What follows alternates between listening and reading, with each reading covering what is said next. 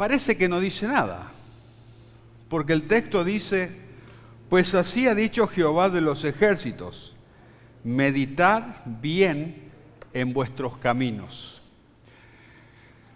Yo creo que algunos de ustedes recién se habrán dado cuenta que hay un libro en la Biblia que se llama Ageo, y otros quizás recién se han dado cuenta que existe este versículo tan interesante. Cuando nosotros leemos el libro de Ageo, vamos a encontrar en el capítulo 1 y en el capítulo 2 esta misma expresión 4 veces. Meditad en vuestros caminos o meditad en vuestro corazón.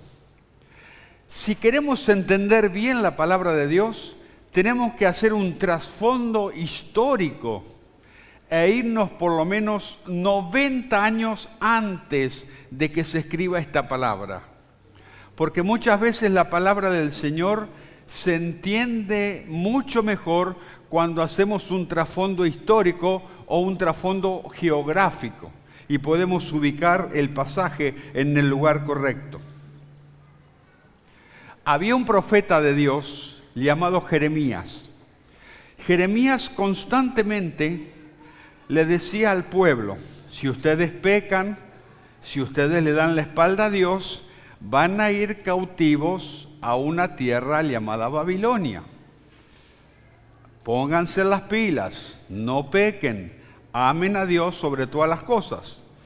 Pero el pueblo no tuvo ningún interés de hacerle caso a Jeremías.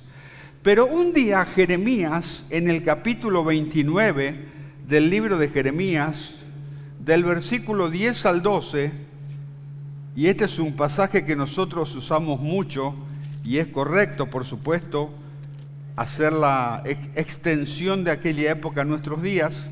Dice Jeremías capítulo 29 del versículo 10 al 12, porque así dijo Jehová, cuando en Babilonia se cumplan los 70 años, yo los visitaré, despertaré sobre vosotros mi buena palabra para haceros volver a este lugar. Y ahí viene el versículo que todos nosotros conocemos. Porque yo sé los pensamientos que tengo acerca de vosotros, dice Jehová, pensamientos de paz y no de mal, para daros el fin que esperáis. Entonces me invocaréis, vendréis, oraréis a mí y yo os oiré. Y esta palabra se cumplió. Esta palabra en su momento, cuando Jeremías se la dijo al pueblo, se cumplió. Se fueron cautivos a Babilonia. Y la palabra del Señor nos dice que después de 70 años, ni un día más, ni un día menos, después de 70 años de estar cautivos en Babilonia, esta palabra, dicha por su profeta, que ya había fallecido, Dios la cumple. Y cuando usted lee el libro de Esdras, el capítulo 1, porque también mucha gente no sabe para qué está el libro de Esdras en la Biblia, pero hoy se va a enterar. Cuando usted lee el libro de Esdras, o quizás los últimos versículos de Segunda Crónicas, dice que después de esos 70 años, Dios despertó el espíritu de un rey llamado Artajerjes. O sea, Dios tenía que hacer cumplir su palabra sí o sí. Artajerjes no era un rey que amaba a Dios. Artajerjes era un rey que le gustaba la sangre, la venganza, la destrucción. No conocía a Dios, pero por encima de los reyes de la tierra está la palabra de Dios y lo que Dios dice. Dios despertó su espíritu. Otras versiones bíblicas dicen, Dios lo excitó. Dios le puso un deseo. Dios lo animó, dice la versión Dios habla hoy. De golpe este rey dijo, los judíos tienen que volver de vuelta a Jerusalén. Y es interesante porque si fuese cristiano o fuese un rey evangélico o un presidente evangélico, diríamos, bueno, está bien. Pero Dios hace como a él le parece y él despierta el corazón de Artajerjes. Y Artajerjes saca un edicto. Después usted puede leer la palabra del Señor en Esdras. Sé que no lo va a hacer, pero por lo menos puede leerlo en Esdras. Y dice, por ejemplo, Esdras capítulo 1, versículo 1, que Dios despertó, por supuesto, el espíritu de Artajerjes. Y el versículo 5 dice que Dios también despertó el espíritu de algunos sacerdotes, de algunos levitas y de algunas personas que eran comunes y corrientes, eran personas del pueblo. Lo lindo es que Dios lo despertó. Y acá hay algo muy importante que tenemos que estar atentos. A veces una prédica motivacional nos despierta. Si ustedes escuchan los motivadores que tenemos de pronto en las empresas, nos motivan a hacer cosas que a la larga no funcionan. De pronto a veces nos motivamos nosotros mismos, nos despertamos nosotros mismos. Bueno, mañana me voy a despertar a las 5 de la mañana y voy a salir a correr alrededor de mi barrio y así bajo la panza. Pero ese despertar va a durar 2 o 3 días y se va a apagar. Pero lo interesante es cuando el despertar viene de arriba hacia abajo. Una cosa es que vos te despiertes o te motives o tengas ganas de hacer algo, y otra cosa es cuando Dios te despierta, cuando Dios te motiva, cuando Dios te impulsa. Es totalmente diferente. Y muchas veces nosotros nos entusiasmamos muy fáciles como latinos y también nos desentusiasmamos muy fáciles como latinos. Qué lindo es cuando el Señor puede despertar a diferentes personas. ¿Sabe por qué nosotros hoy estamos acá? Básicamente, por 2 personas que todavía no conocieron a Jesús. Dios despertó a los directivos del hotel y nos duplicaron y nosotros salimos de nuestra comodidad. Y Dios despertó al dueño de este local haciéndonos un plan de pago fantástico. Yo no sé si ellos van a conocer a Jesús o no lo van a conocer. Yo soy responsable de predicar el Evangelio, no soy responsable de salvar personas. Pero yo veo que el Señor los despertó a ellos. Y gracias a que ellos se despertaron, hoy estamos gozando de este lindo lugar. Y Dios sigue despertando y seguirá despertando personas. Y aún nosotros daremos de nuestras fuerzas lo que tenemos, y hay personas que quizás nunca van a aceptar a Jesús. Hay personas que van a odiar a Dios toda la vida y van a ayudar a la causa de Dios, porque Dios los va a despertar. ¿Cómo sucedió con este rey que nunca se convirtió? Pero acá viene lo interesante. De Jerusalén, o de Babilonia a Jerusalén, había 1400 kilómetros, más o menos de acá a Buenos Aires. Y el despertamiento había que canalizarlo, había que aterrizar ese despertamiento. Y dice la palabra del Señor que 50.000 personas, según Esdras capítulo 2, versículos 64 y 65, 50.000 personas salieron de Babilonia y se caminaron esos 1400 kilómetros, aproximadamente 4 meses. Dice que fueron sacerdotes, levitas, gente del pueblo, madres, hijos, etcétera, etcétera. O sea que la peregrinación a Cacupé no es nada. Es cosa común y corriente que podríamos hacerlo. Pero irse caminando de acá a Buenos Aires, que hay 1400 o un poquito más de kilómetros. Pero ese despertar de Dios produjo esa acción tan interesante. Y aquellas personas que son despertadas por Dios tienen como una pasión, un hambre, unas ganas, unas fuerzas. Y por más que usted se les oponga, usted les está alimentando para que sigan más adelante todavía. O sea, la oposición que usted le puede causar a uno que está motivado por Dios no es ningún tipo de oposición, al contrario. Usted le está alimentando para que ore más, para que ayune más, para que sirva más al Señor, para que te refriegue en la cara que a pesar de tu oposición, Él está motivado por el Señor. Y así pasó con Esdras. Y es interesante, porque cuando usted lee los 10 capítulos del libro de Esdras, ve que el Señor está con ellos y Esdras, según los escritos, significa ayuda, auxilio, al que Dios ayuda. Yo no conozco a nadie por esta zona que se llame Esdras. Pero si el día de mañana usted le quiere poner a sus hijos, a alguno de sus hijos, bueno, ya sabe que significa ayuda, auxilio, el Señor es el que me ayuda.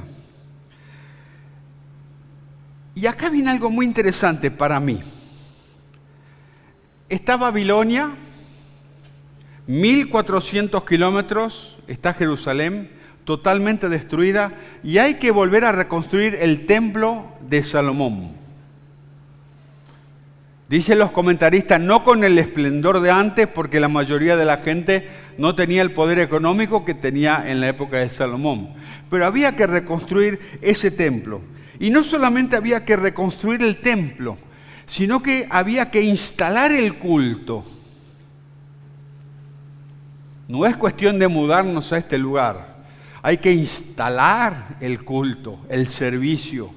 Hay que crear los espacios para cada departamento. Y hay que protegerlo de alguna manera para que nadie se lo robe. Entonces, el primero que viene liderando se llamó Zorobabel. Zorobabel, según la Biblia, vino con, como les dije antes, con un montón de personas.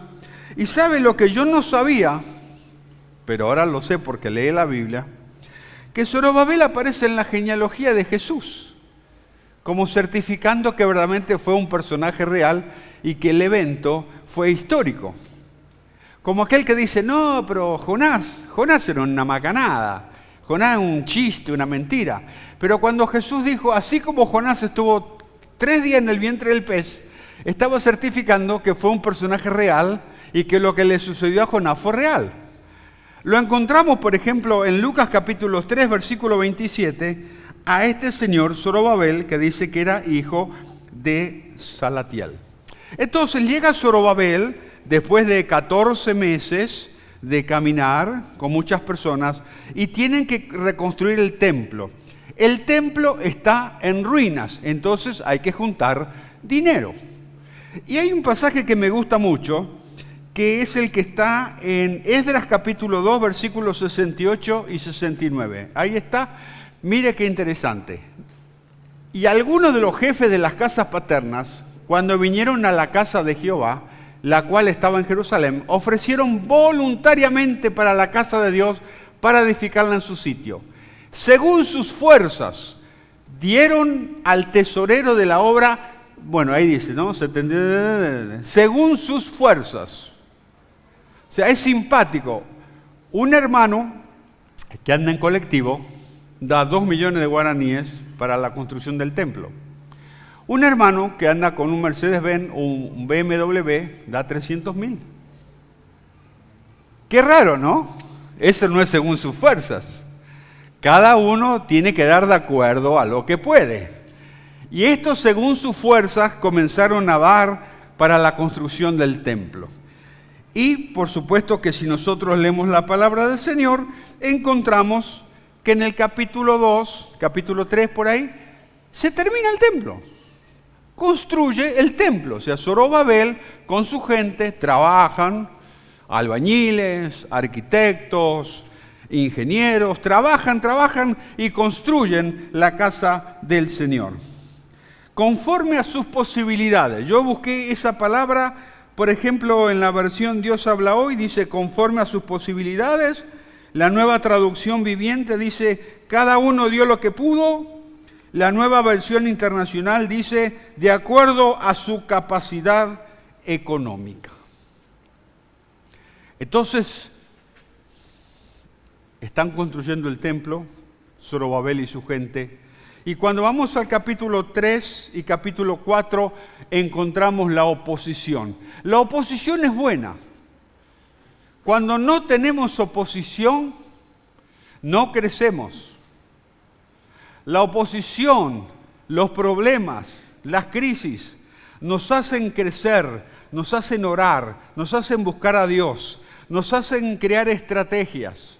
El día que no tengamos oposición, va a ser el día donde nosotros no vamos a crecer más. Necesitamos la oposición. Recuerde que todos los aviones despegan con el viento en contra. No hay ningún avión que despegue con el viento a favor. Todos necesitan viento en contra porque esa oposición le da más fuerza. Así que es bueno cuando recibimos oposición.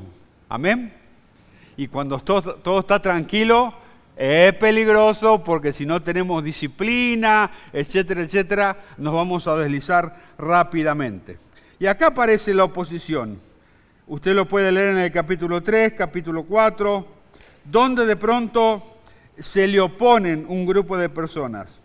¿Y quiénes fueron los gestores de la oposición? Los samaritanos. Los samaritanos eran judíos que habían quedado 70 años atrás, cuando se retiró o se llevaron de esclavos a los judíos a Babilonia, los más pobres, los más humildes, los que no parecían que iban a ser buenos en Babilonia, se los dejó vivir ahí en esta tierra para que también no aumenten los leones, no aumenten los animales salvajes y los puedan cazar. Estos se juntaron con otras personas, se juntaron con otros dioses, y ellos son los samaritanos. No eran judíos puros, eran una mezcla con otros pueblos. Estos fueron los que se le opusieron a que siga la construcción del templo. Yo siempre digo que para un cristiano el peor opositor no es el diablo, es otro cristiano. Y es una opinión personal. Los samaritanos en la actualidad son los que se plaguean del evangelio por las redes sociales. No son gente inconversa, son medios cristianos. Por ejemplo, dicen así: ¿cómo el centro familiar va a cobrar un curso para los matrimonios? ¿Cómo la iglesia Más que Vencedores va a cobrar un curso para emprendedores? ¿Cómo la iglesia Caris Ágape va a cobrar un curso para echar fuera demonios? ¿Cómo la iglesia menonita va a cobrar un curso para capacitar a los microempresarios?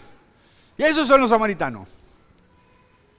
Si usted es un samaritano, lo mejor que podría hacer es colaborar para que otras personas estudien la palabra del Señor, se capaciten y ganen gente para Jesús. Y estos, en vez de apoyar la obra, no tuvieron mejor idea que hacer una carta para frenar la obra. Esa carta que frenó la obra le dio más impulso al pueblo de Dios a seguir adelante. Yo sé que a usted le gusta la historia, yo no voy a entrar, pero cuando usted lee los capítulos del libro de Esdras va a encontrar que se mencionan 3 reyes: Ciro, Artajerjes y Darío. Les dejo a ustedes la investigación de estos 3 reyes, quiénes fueron y qué hicieron.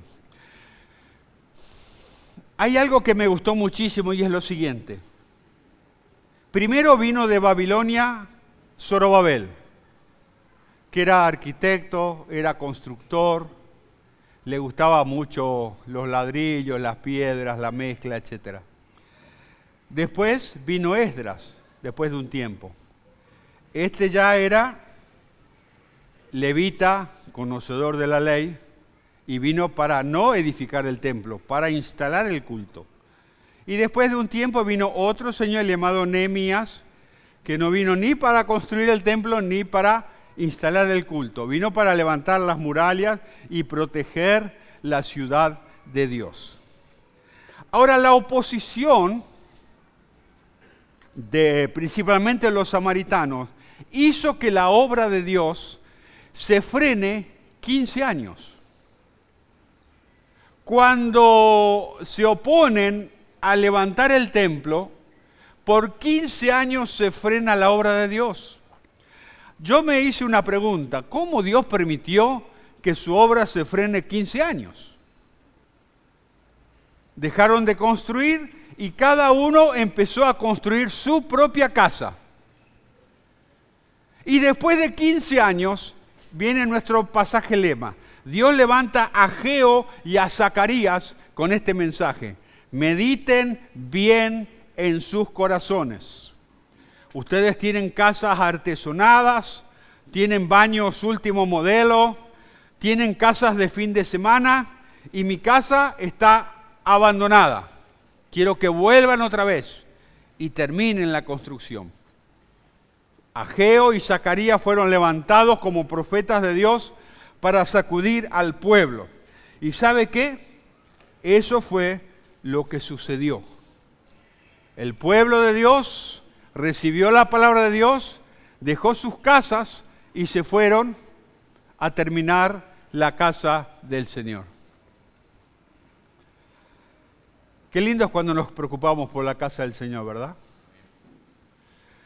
¿Cómo me gustaría a mí? Pero es un deseo personal. ¿Cómo me gustaría a mí que de todos los presentes aquí, el mejor baño sea el de la iglesia y no el de nuestra casa? ¿Cómo me gustaría a mí que la mejor decoración de este lugar sea la mejor? El problema que tenían ellos, si usted investiga, hasta tenían bañeras de mármol. Y la casa de Dios tenía lagartijas, tenía araña, tenía cucaracha, tenía lo peor. ¿Sí? Esas cucarachas que usted no tenía en su casa estaban en la casa del Señor. Y el profeta les sacudió y ellos fueron obedientes a la palabra del Señor. Y bueno, si usted lee, va a encontrar que ahí terminan de construir el templo y viene Esdras. Esdras viene a establecer el culto. Cuando usted, por ejemplo, lee cómo se estableció el culto en la época de Moisés o de David, era muy interesante. Y él viene con todo ese conocimiento para que la casa del Señor, el espacio físico, comience a funcionar como Dios quería. Y lo primero que él hace, en el capítulo 9, hace una oración de confesión. Y eso es muy interesante. Todos aquellos que van a instalar algo de Dios en algún lugar, siempre hacen una oración de confesión, siempre. Pidiéndole al Señor que el Señor perdone los pecados, etcétera, etcétera. Hacer un tipo de liberación. Y Esdras dice, bueno, ahora vamos a instalar el culto. Y sus amigos le dijeron, hay un problema, Esdras. No podemos instalar el culto como vos querés o como Moisés recibió la orden de Dios. Hay un problema. ¿Y cuál? Dijo Esdras. Que muchos de tus príncipes se casaron con mujeres paganas. Y eso Dios no quiere. Entonces tenés que tomar la decisión. O sigue la cosa así como viene nomás y nos hacemos todos los desentendidos. Tapamos estas cosas y vemos cómo nos arreglamos. O confrontamos a las personas para que dejen a su esposa pagana y a sus hijos. Híjole, qué decisión difícil, ¿verdad? Después usted investigará por su cuenta cómo terminó el tema, cómo fue, por qué no fue. No voy a entrar ahí a hablar sobre esto. Lo que sí quiero hablar es que él tiene que tomar la decisión entre decirle a sus príncipes, señores, ustedes se casaron con mujeres paganas y si vamos a establecer el culto que Dios quiere, tienen que dejarla a Elia y a sus hijos. Todos aquellos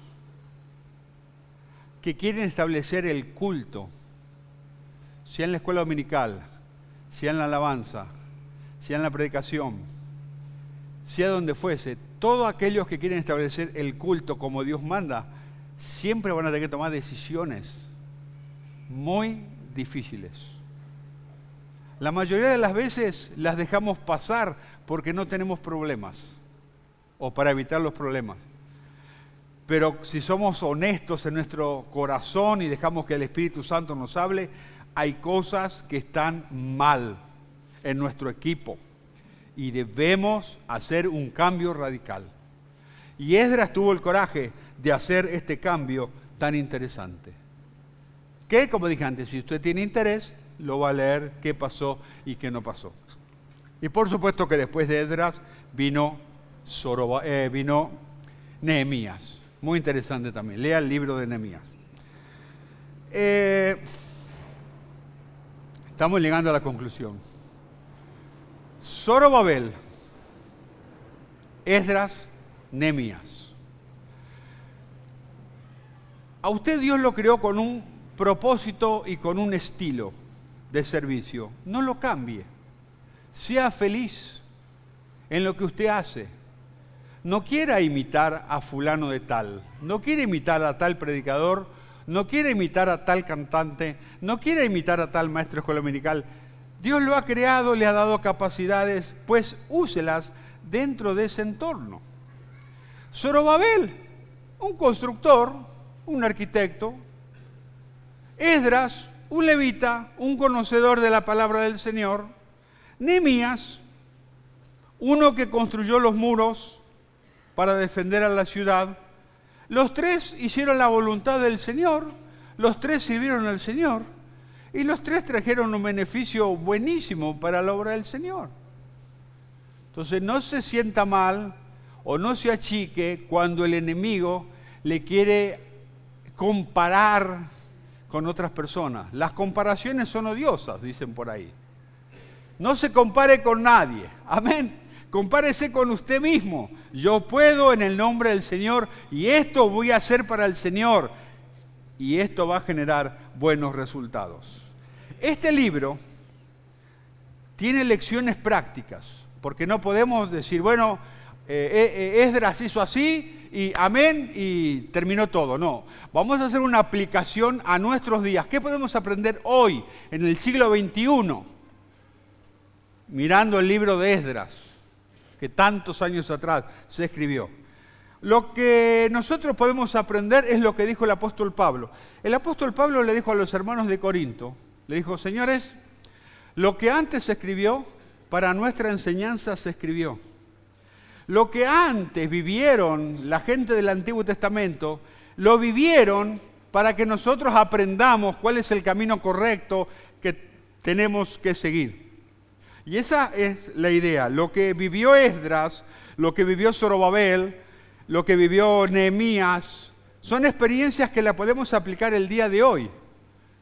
Y podemos cambiar el rumbo de nuestra historia. En primer lugar, por ejemplo, aprendemos la importancia de la palabra de Dios. La palabra de Dios es fundamental en nuestras vidas. Es el manual por excelencia. No hay otro libro en la tierra que sea tan espectacular como la palabra del Señor. Por eso ame la palabra del Señor, léala, vívala. Esdras hablaba constantemente de conocer y de seguir la palabra del Señor. Otra lección que aprendemos es que hubo un arrepentimiento y una restauración. El pueblo reconoció sus errores, se arrepintió y se apartó de ellos. El profeta, por ejemplo, decía, arrepiéntanse o si no van a ir cautivos. Cuando estaban cautivos, otro profeta les dijo, ahora que están cautivos, pueden arrepentirse. O sea, siempre Dios buscando al hombre.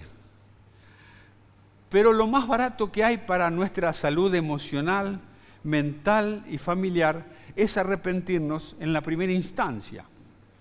No pasar a la segunda instancia, a la Corte Suprema de Justicia, porque se hace muy largo. Entonces, eso es lo que aprendió el pueblo. Se arrepintió, se restauró y enseguida Dios respaldó su vida. Aprendemos también que el pueblo empezó a adorar a Dios conforme a su voluntad, como Dios quería. La mayoría de nosotros adoramos a Dios de acuerdo a nuestro capricho, como nos gusta. Yo a veces siempre pienso, ¿será que Dios se agrada de mi adoración? ¿Será que Dios se agrada de lo que yo canto? ¿Será que Dios se agrada de mi vida? Porque yo acá tengo una vida pública, ¿verdad? Con saco, corbata, haciendo promoción con la escarapela que el pastor Javier Mayereyer me regaló para vendérselas a ustedes. Pero ¿cómo es mi vida privada? Ahí puede cambiar totalmente. Y Esdras nos enseña que la oración pública y privada tiene que ser igual. La soberanía de Dios sobre los gobernantes, sobre los enemigos, sus planes sí o sí se cumplen. Hay personas que me han dicho, mire Fabián,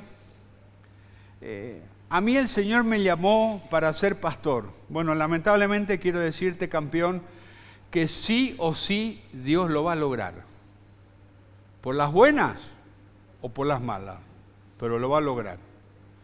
¿Lo vas a entender aceptando su voluntad y leyendo su palabra o dejando que las circunstancias de la vida te prediquen a vos, a tu esposa y a tus hijos? Sí o sí lo va a lograr. Así que decile a vos mismo, sí o sí lo va a lograr.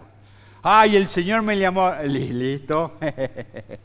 Sí o sí el Señor lo va a lograr. Encontramos, por ejemplo, otra lección práctica. El ejemplo de Zorobabel, el ejemplo de Esdras, el ejemplo de Nehemías. Ellos eran líderes que impulsaban al pueblo a hacer cosas para Dios. Dice Maxwell, algo que me gustó mucho, que el líder es la clave o el clavo.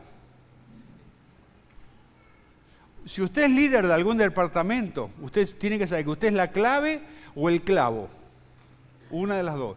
Y que el 80% de los problemas de una iglesia vienen por culpa del liderazgo. No vienen por culpa de los miembros, vienen por culpa del liderazgo. Y Esdras nos enseña que él fue la clave, él instituyó el servicio a Dios como correspondía, como Moisés mandaba en la ley, y la verdad que fue un muy buen resultado. También encontramos, por ejemplo, la importancia de la comunidad. La iglesia menonita no le llama iglesia evangélica, le llama comunidad de fe.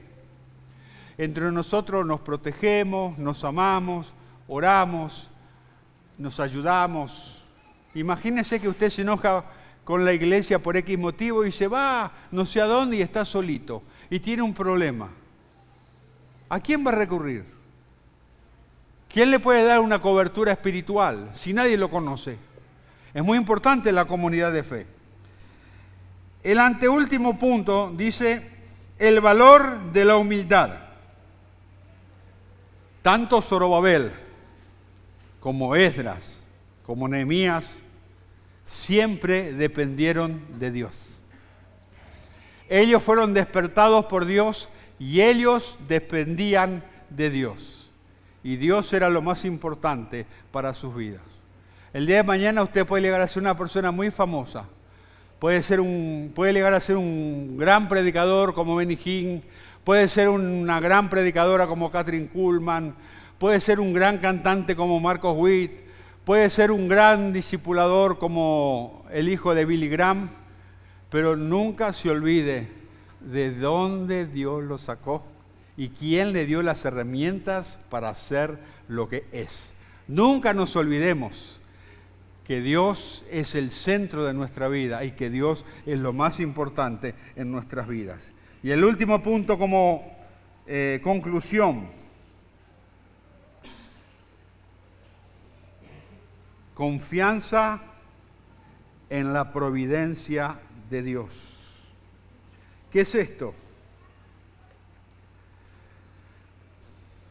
Tanto Esdras como Zorobabel como Nehemías sabían que Dios iba a proveer. No sabían cómo, pero sabían. Nosotros no sabemos cómo Dios va a proveer nuestros compromisos financieros. Quiero decirles que nosotros no somos una iglesia pobre y humilde, ¿eh? Nosotros tenemos poder económico. Todavía no nos hemos despertado a la realidad, pero nosotros tenemos poder económico. ¿Cómo Dios va a proveer? No sé. Puede ser que toque el corazón de un Artajerjes, el corazón de un Darío, el corazón de un Ciro, el corazón suyo, el corazón mío. No sé cómo Dios va a proveer, pero que Dios provee. Amén.